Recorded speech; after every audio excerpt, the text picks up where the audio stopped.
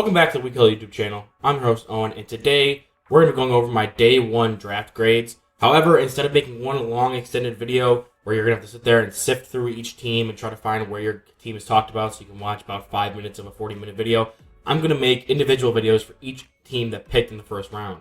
Now, if you were a team that had multiple picks, I'm going to talk about you guys in one video together with all your picks in there. If you just have one pick, it's going to be a shorter one. I'm just going to give my thoughts on your guys' pick and what you should be doing going forward with the draft. So, with that out of the way, let's get started.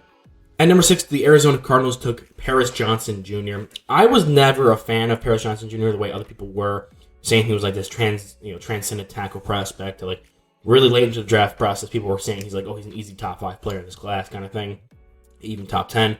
I have him as a late first round draft grade. You know what? Let me pull up my eval and I'll explain why in a second.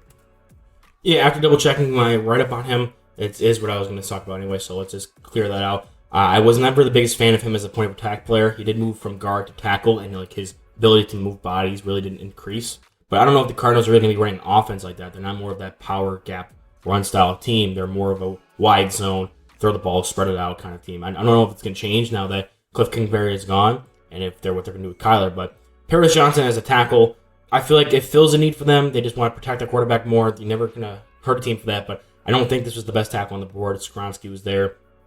I think it's just more technically refined and has more power.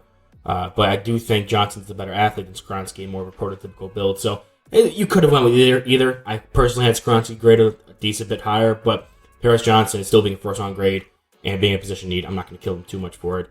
They traded back up 2-6 to do this. Like I said with the Texans, you don't want to sit back on all this draft capital, especially when your team that's trying to make a push to be a successful franchise and start winning more. So going out and getting your guy, I can respect that, but just because I'm not the biggest fan of Paris Johnson as a player, plus they have Josh Jones, they have DJ Humphries, maybe they're going to play Paris Johnson at guard. If this is a guard play, maybe it's I don't really ding people for taking guards in the top 10 either. I feel like any protection is good protection, so I'm not going to ding them too much for that.